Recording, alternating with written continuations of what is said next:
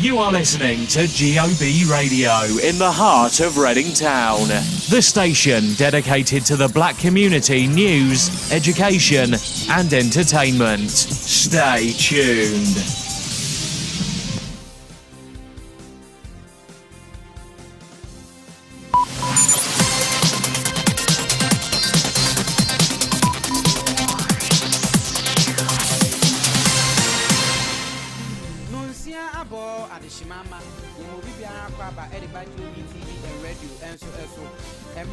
Say on mine and my old say Mammy Saka, say and Reno, Siaka, say, wait, meet me at the Abbasum, baby, I wore now to Minka, and to me at the Effie.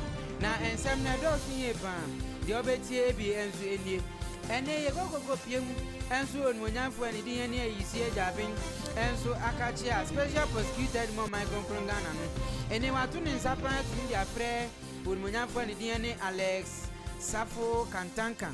Ya eboni disen komra meye mensni krache medwa be mensni no na ye di mu chemu nyina no so betumi e de aba saa so na okogo kopie mu e odwa be ho ankasa Ghana Integrity Initiative so enso etime di nsem bebre so etime atoja mu chem se sezi ankasa the assembly members ahodo na omunso etime gigi zikani bi no enso e wo wonabo Alexander Kantanka so ye no e wo se yetime achi omu nyina enso ekogume o police fakachia ehun sensem ni nyina no enso etima kama pam ade amai na hwefo enso ene atiefo na yedi mu nkire mu nyina no enso ebetumi ade aba sanso ne kokokopie mu enso ogomu anyenya no aposifo pam enso etimi achinkofo awdo efam baako 11 no ha esi anu ohun nsem ni nyina etima kama ya mani boni edu enso ha wodi nkyeremu ni nyina no ebetumi ade amaye na yekopie mu enso agriculture fo akachia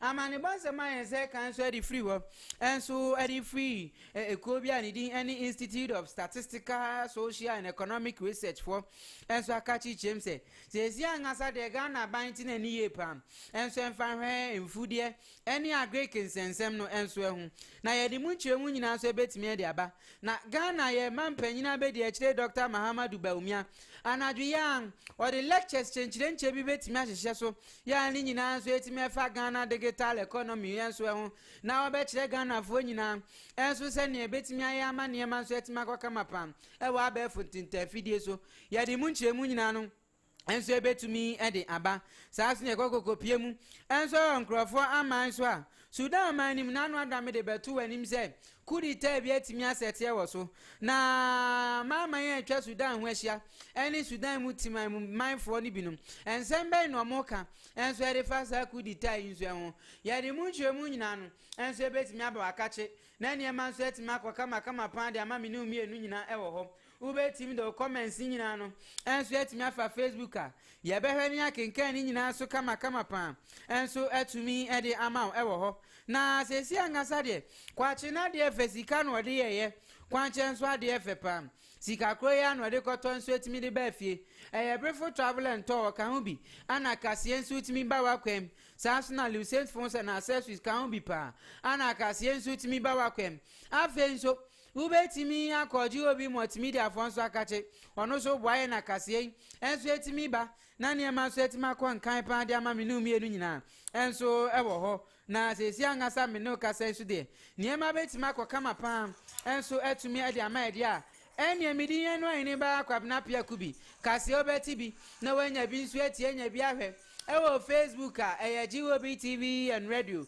ubetimi so akọ www.gobtv.tv enso na ne ma so etime ye kama pan so etumi ade amount afa so kase eboy ubetimi enya bi live and clip enso ewo YouTube JUABEN TV UKGH na ne ma akọ kama pan de amount afa ko ye news portal no GOBnewsonline.com kasi etwagu frede pa enso wa niema di kama enso etime de ama me nu nyina enso ewo ho na bibi bia so be ko nkan na bibi bia so etime ye wano pa enso etime de ama me nu mienu nyina de a ene ye twa ye ho aba ye ba ye de kasi eni nchire mu nyina no enso ebetime aba wakwem na niema so etime ye kama pa de ama me din ye no Oheneba Appiah Kubi me na mesi nkunya e de kasi eboy enso etime eba wakwem.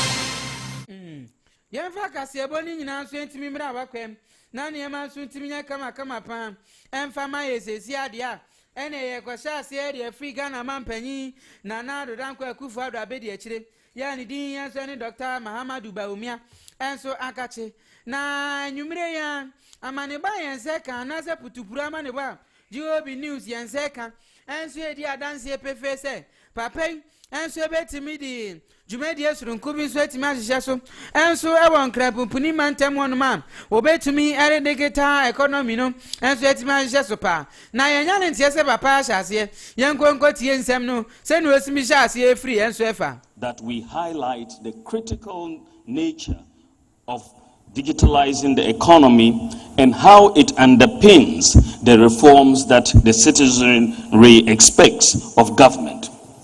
We can only build a vibrant modern nation if we have strong systems and institutions. Otherwise, we will be stuck in a vicious cycle of rhetoric and underdevelopment. Under the leadership of President Nana Addo Dankwa Akufo-Addo, we have focused on pursuing digitalization as part of our economic strategy.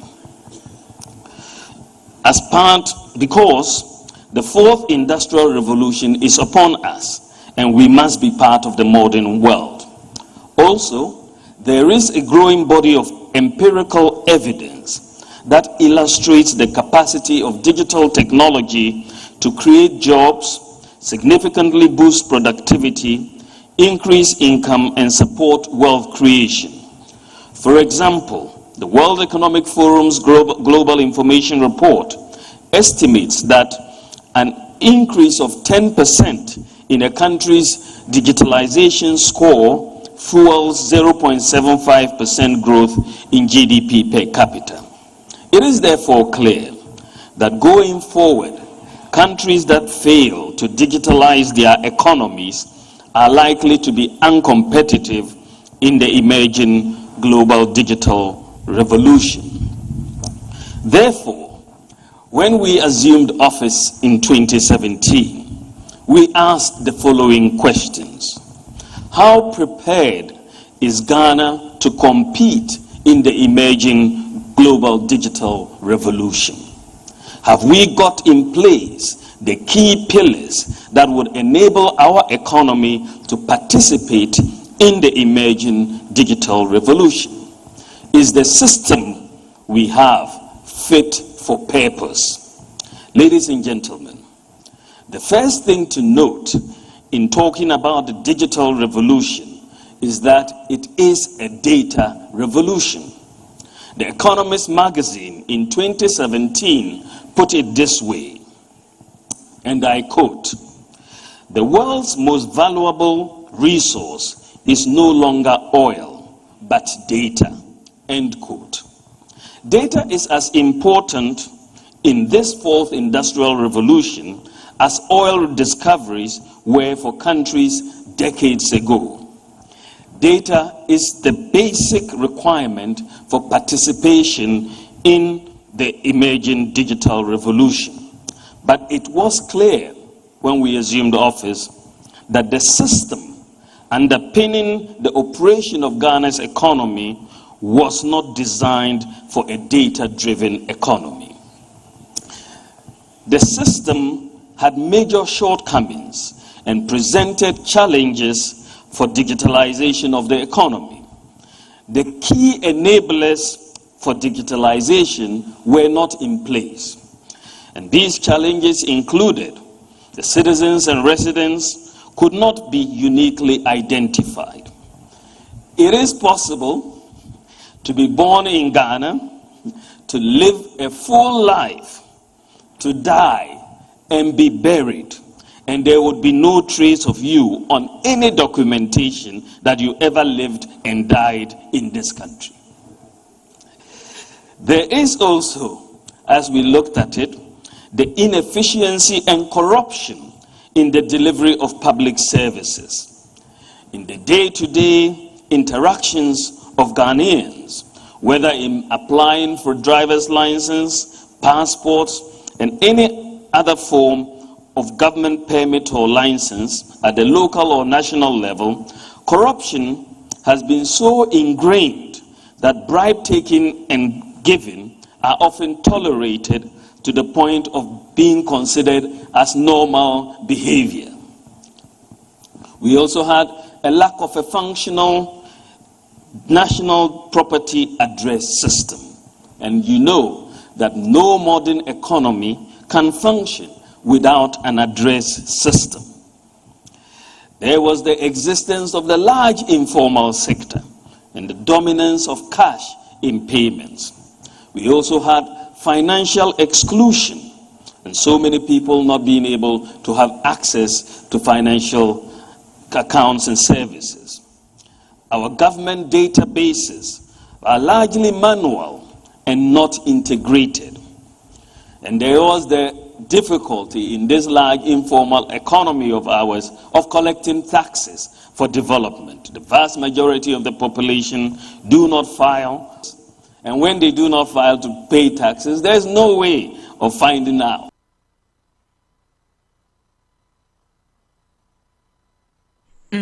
Anyway, and so I Ghana man penny abedi achire Dr. Mahamadou Baumia. And let me this uncle moving in answer to me as a shadow. Now, you made any send yes, me, I life and colored as is yan and gas and echoes ye pan. And so on, Crampuni man Tamon. Now, University Bian Indians and Aisha, and so University or why no nightmare come upon. And so, now, yet, Wakas Yanison, and repem near bet me of five you made into life and clapper. And so, I may and I have for. And so near tear for none your man set mark on kind pan, and so at me at the amaye. Now, yet work as yan swear the amamudia, and a yan shas here, and as a yan twas when free, would Munyam for needing, and so any Professor Peter Quati, and so I catch it. Never paid in another same sweat matuja watch him say Agricans and send bet me come upon. No, Michael Krugana, and set me up and to my pa. And set me the fra. Nanya man set ma con campa, the amor my Ghana. Never Vivian set Mako one pan. And so at media my ye economies and semno, a bet imagine in Naso. Nanya man set Mako sending in Iape. And so what ya. And yet, Ghana by China Nipa. No to me family Greekans and semno. Any manufacturing sectors no. Sabe near my bet ma conkin. Young con Professor Peter Quati. Ya no, and so it me a Casama for the Institute of Statistical, Social and Economic Research. No, now I ran some more to Janu and so Ebi. It's an economy that has seen appreciable growth rates, which is good. We are among the fastest growing economies in the world. That is good. But then the question is, which sectors are growing? You find that agriculture and manufacturing, the labor-intensive sectors of the economy, are not growing as much as one would have expected. And if that is not the case, that is not happening, it's going to affect our job creation efforts. Because these are critical areas that employ more people. So you want to channel resources into, apart from the other sectors, ensure that these two critical sectors grow at a very high pace to absorb labor. Of course, COVID-19 has affected a lot of things, but as we move out of the negative effects and record positive growth, we ought to grow in the areas that are critical, rather than growing in services, low-value services, retail. You know, we need to grow in the manufacturing sector. We need to grow more in agriculture, and also high-value agriculture. Commercial farming, high-value agriculture.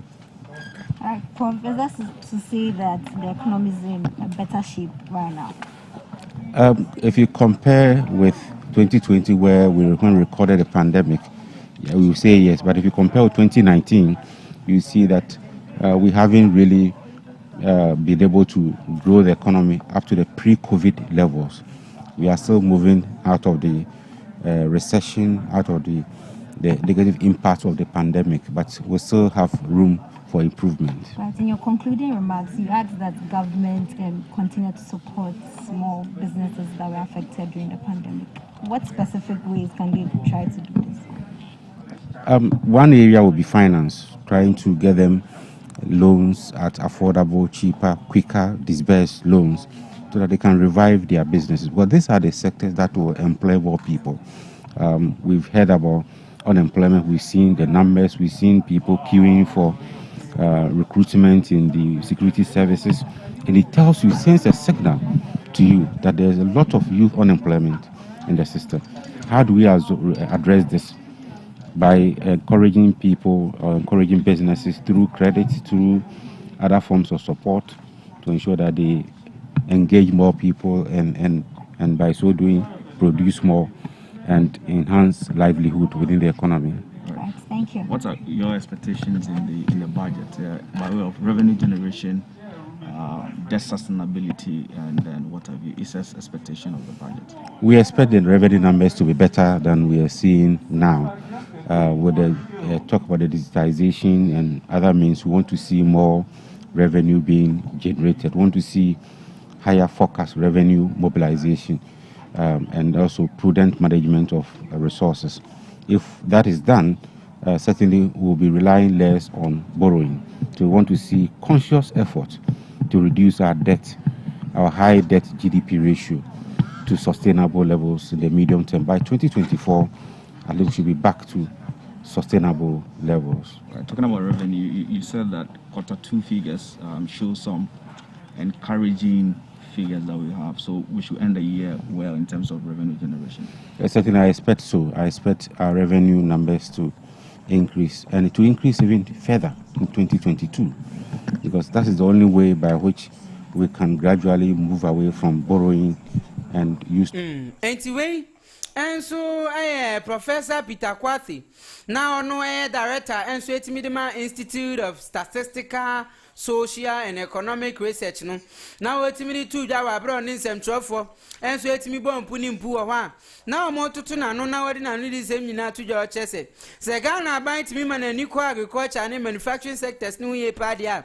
A bet me the impunto, and near Juma set me a man. Ghana Fonina, Mebruno, and set me a Jumaya or one and 79, and set my come upon. Eddie Amaminuna and so ever.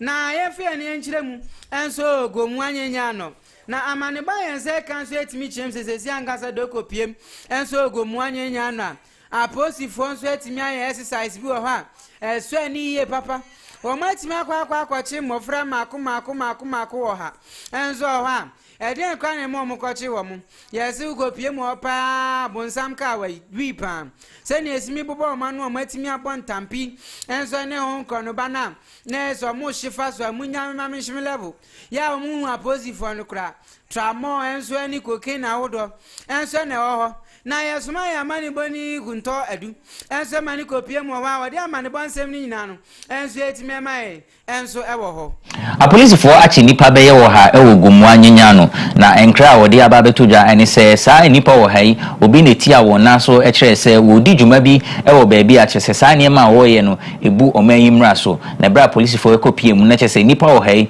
ebi ɛnum ni bɔne ɛne bi nso esi base bra ne apolisifoɔ ɛkyerɛ a saa anamɔn a wɔatu yi ɛyɛ anamɔn a ɔpɛ sɛ ɔfa so na ɔde ɛbra bɔne ɛne nneɛma a ɛnsɛm fata a ɛkɔ so ɛwɔ gomu ne kasoa mpɔtɛm hɔ.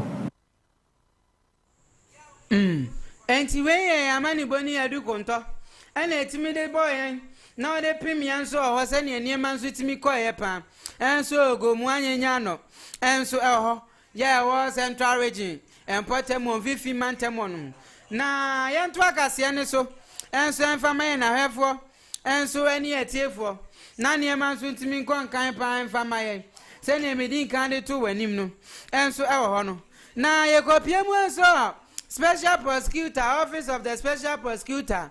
When we have for any Kisia JUABEN, one no one pay. What me has swama pepe, yon sweat me cause a bayakatashe, poyani dream with Yanano, and so bet me free or Michael Kunogana.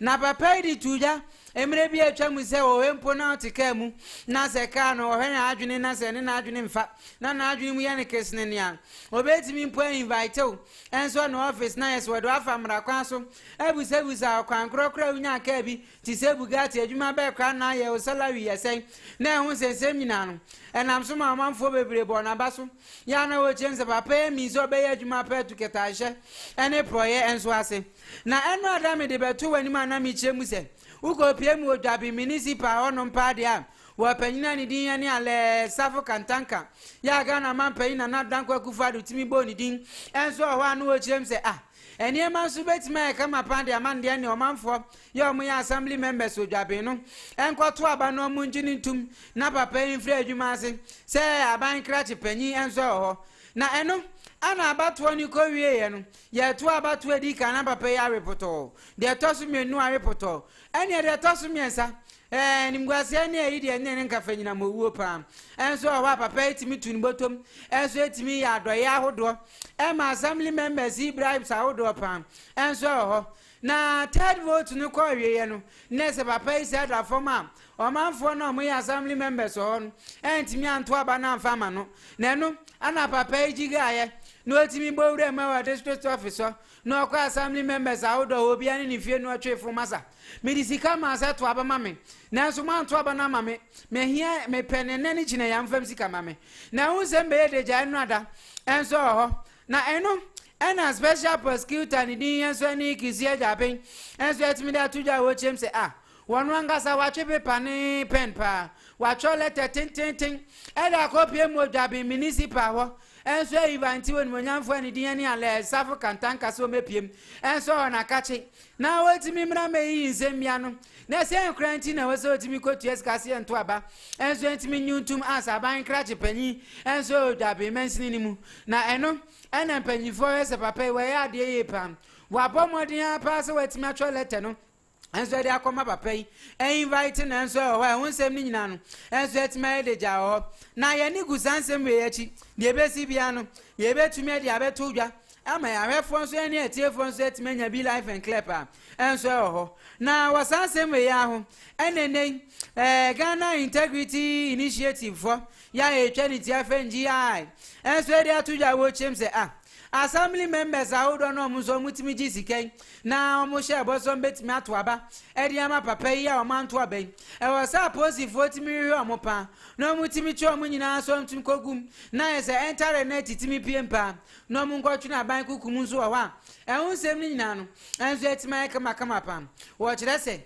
emra no atibu peti se wo bi a wo je bribe eni wo bi a wo ma bribe no wati aga na mra nso wo ha e wo se mra ne assembly members ahodo no enso etimi edipam wona waje bribes ahodo etimi to aba enso etimi ede ma mensini krachefo eni wona watimi jesika na want na unsema kwedeja enso e wo dwabe mensini nimu no enti no e wo se ga na posifo enso etimi ma homene so no etimi ye sansem we nyina na Ghana Integrity Initiative for enso etimi di nsem we nyina to dwa wa bra woni City News for enso etimi bon komo na wo programs manager ni din ni Mary Ada etimi di sansem we nyina to dwa wo chem se Ghana pa de enya senka by now pam Interpol so etimi achi assembly members ahodo no enso wa ye din hu nsem nyina no etimi de ama wo se many ka ye ni gu sansem we so achi enso odwabi mensinim ne beto fombia no ye de be ma ye na hwefo enso ni atiefo na ne ma so etimi akwa kama wa no pam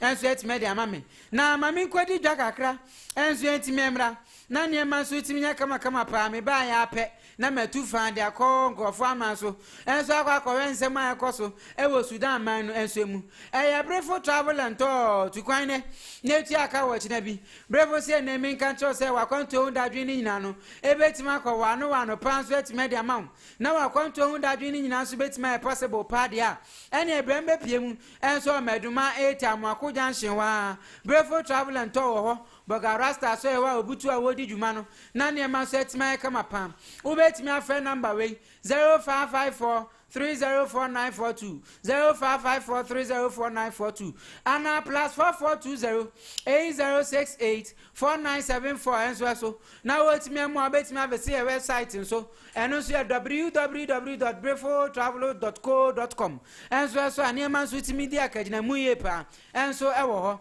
nene Bravo Semen control say hotel reservation, flight reservation in nan. Go ready who you map and sweat made amount. Country be a person to quanko. Now uncle di you man. Obet me a boapa. O de brand one no yan she how do. O peppers in authentic pan. No the peppers is shan sama. Nessy care or wet me to add a man I won't send in nan. And so bet me come up.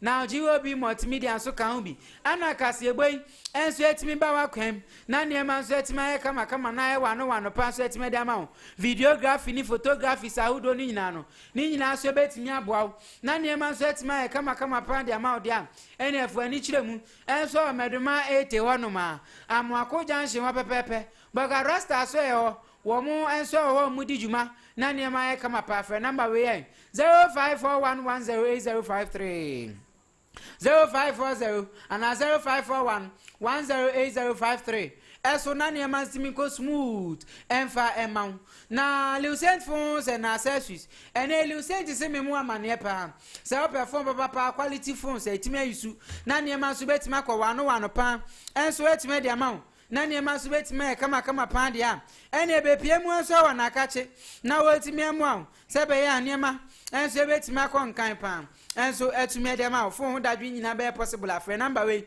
0345 139992 0345139992 enso na ne man so timi possible pa enso emfa emau na yenko wie kase no enso won krofa man so na ne man so timi ko wano emfa ma minu mienu ye de ani akiremu enso Sudan manim na mane ba yen seka eri free Sudan manim so etimi kire se ama man etimi atwa Sudan ho ahia eye be du mienu enso wa ezia no mu supa enso free United Nations for so muti meyo momwa sebe ye niema so betima kon kan pa enso etime dia momwa wo na niema so etime possible enso e wo honom na timemu fo so mo so etime wo Sudan mani mu esu free Human Rights Council for e wo United Nations UN for akache so muti memro momwa sebe ye niema so betima ko possible pa enso etime de momu na se si angasa de asrafo etime be fa banya no enso etime di from nsem